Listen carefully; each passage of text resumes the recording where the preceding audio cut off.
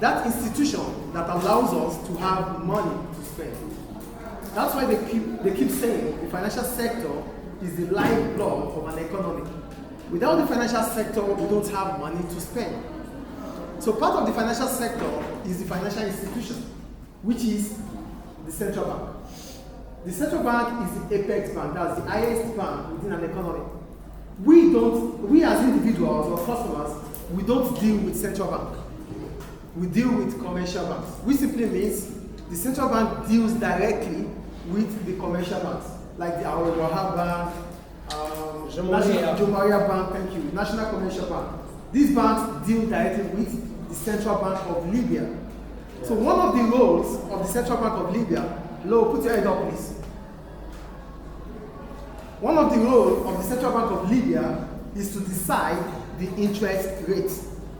Get the point here. One of the roles of the Central Bank of Libya is to decide the interest rate in Libya. So what is the interest rate? The interest rate is the price of money. When I talk about the price of money, I'm simply talking about the price of saving or the price of borrowing. You don't borrow a marker or a paper. You borrow what? Money. You don't save a marker or a paper. You save what? Money. Sit down properly, please. That's why I said down. That's why I said the interest rate is the price of money, because that is the only thing we could borrow. So for borrowers, who are the borrowers? Those that go to the bank for a loan. Like us. Yes. As soon as you go to the bank for a loan, you are a customer, a borrower. The bank will not just give you that loan. The bank will give you that loan because the bank wants to make profit out of the loan given to you. That is on the side of a borrower. And for the saver, you are a saver because you put your money or you keep your money into the bank. As soon as you keep your money in the bank, what we're talking about FD, fixed deposit. As soon as you deposit your money into the bank, you are entitled to an interest, which means you will be paid for keeping your money into the bank. How does this work? There's that bank that receives money from a customer, and that there's that individual who needs the money that has been received from the customer for loan. So the individual here pays the bank interest with the principal. The bank pays part of the interest to that saver as interest. That is how it works. Mister. Yes. If I give like save, I save my money to the bank, and another one take a loan with my money. Yes. And I say to the bank, I need my money. Your money is always in the bank, trust me. In as much as, listen, as an individual, when you save your money in the bank, you can withdraw it at any point in time. Can you put your, hello? I want those things down and focus here.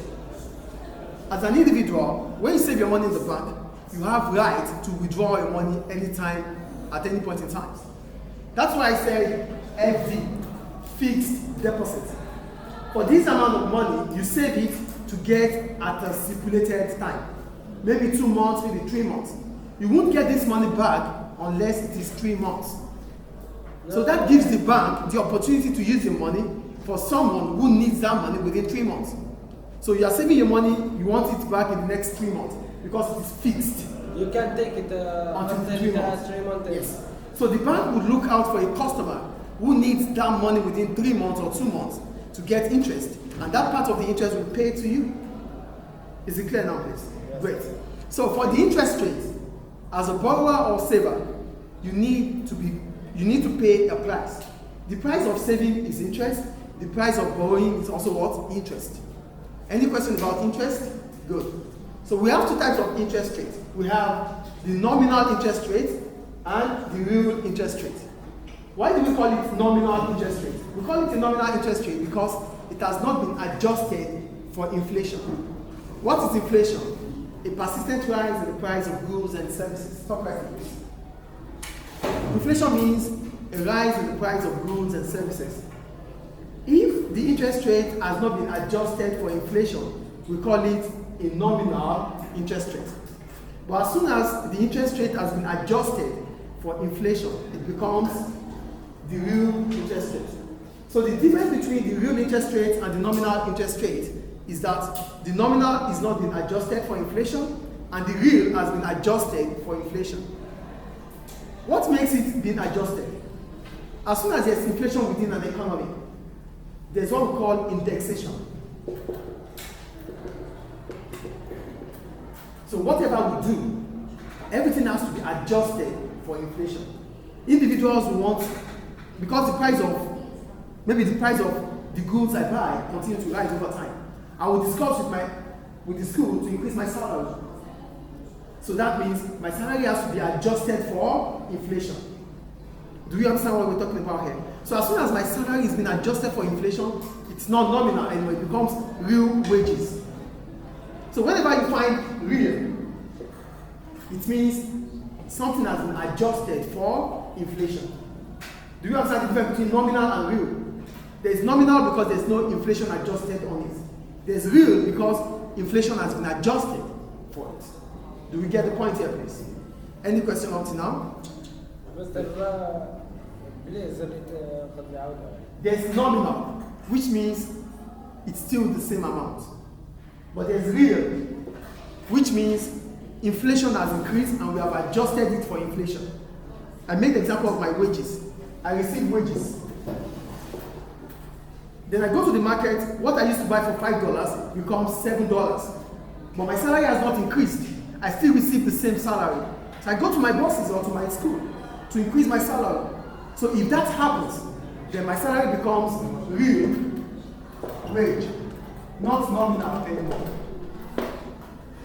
So that's the difference between real and nominal. Do we get the difference between real and nominal? Real means inflation has been adjusted. Nominal means there's no inflation adjusted.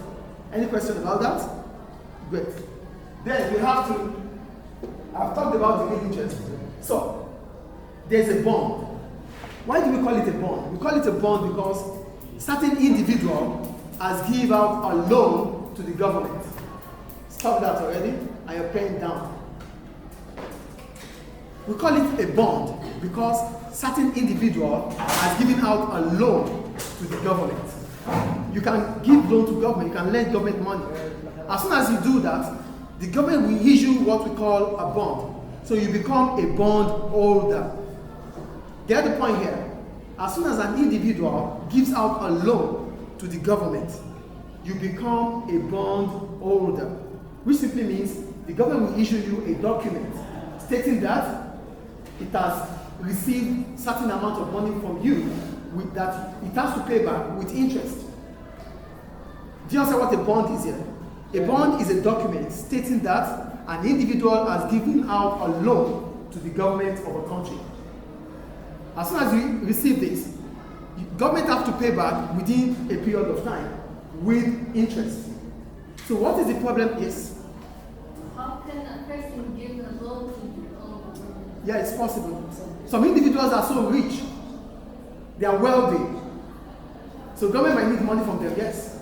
It's possible. But as soon as it happens, we call it a bond. Then you become a bond holder for giving government a loan. Is it clear? Great. Then what is the problem about a bond? The problem about a bond is the interest rate. As soon as the interest rate increases, you as a bond holder, the value of your bond falls because the bond has a fixed interest rate. Please get the point I'm making here. It is important. When you are issued a bond, as a bond holder, the interest rate the government will give to you or you receive from the government is fixed. If it is 5%, it is 5%. So if the interest rate increases, the value of your bond drops. Because 5% is not. Do you get it? So get the point I'm making here. The value of a bond, the capital value of a bond, reduces as soon as the interest rate increases. So that takes us to what we have here. So how do you calculate the value of your bond? To calculate the value of your bond, it is the original value of the bond multiplied by the rate of interest of that bond divided by the present rate of interest. So if you are giving out a loan to the government for 5,000 at a fixed rate of 5%. Now the interest rate has become 10%. So to calculate the value of your bond, your present value of bond, it will be the value of that bond multiplied by the fixed interest rate divided by the present interest rate. Do we get it? So let's look at the value here. So here we have, Can I answer it with that? sure. So it's just easy. It becomes, this is the value of the bond, the previous bond, 100. Multiplied by the 5%, which is 5 over 100, which is 0.05, right? 0.05 divided by 0.1, right? So whatever you get here is what? 50. So the value of your bond has reduced from 100 to what? 50 euros. Do we get it here now or not? I will repeat it. What? It's not clear. Okay, the marker. I will explain now. Just look, please. Now, listen, listen, guys. What we're talking is this. Please, I want a decorum. And listen, please. The issue here is about the bond and the interest rate. What is the relationship between the bond and the interest rate? As soon as a bond is issued, the bond will be issued with an interest rate which is fixed.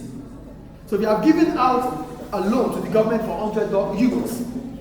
And the rate of interest then was 5%. Now, the rate of interest has increased to what? 10%. This reduces the value of your bond. So how can we get this done? So we assume that an individual has given a loan of 100 euros to the government at a fixed rate of 5%. Now, the rate of interest has increased from 5% to 10%. So we need to know the value of the bond now. The bond was 100 before now, but with an increase in the interest rate, the bond value drops. And this is how it drops. The value of the bond multiplied by the fixed interest rate divided by the present interest rate. What's the value of the bond? 100 multiplied by 5%. 5% is 5 over 100, which is 0.05. Divided by 10%. 10% is the same as 0.1. So 100 multiplied by 0.05 divided by 0.1 gives us 50 euros. So the value of your bond of 100 euros is now 50 euros. Based on the fact that the interest rate has increased. So the note is, as soon as the interest rate increases, the value of the bond drops.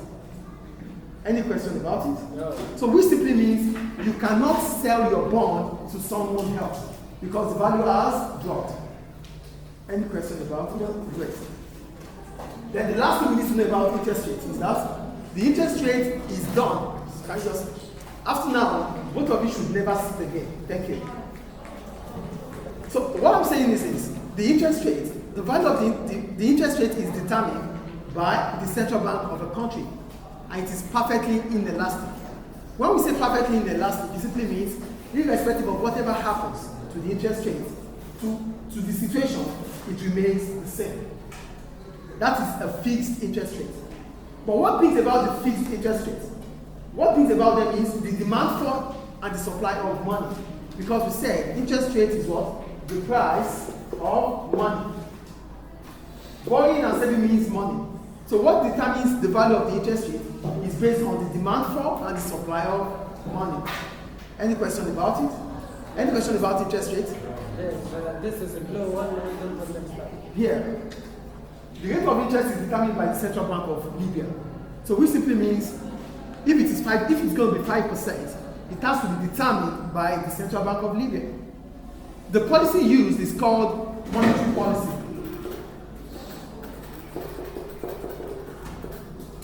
The central bank uses monetary policy when they have to decide the interest rate. So it is not you that decide, or government of Libya that decides, no. It is the central bank of Libya that decides the interest rate, which is fixed. It doesn't change. It doesn't fluctuate. But what makes them to decide the interest rate? The demand for money or the supply of money. Remember, the interest rate is what? The price of money. Interest rate is what? The price of money. So if the interest rate is the price of money, it simply means whatever has to determine the interest rate, it has to be from the borrowers or the savers. Do we get it or not? Do we get it or not? In summary, interest rate and bond has a negative or inverse relationship.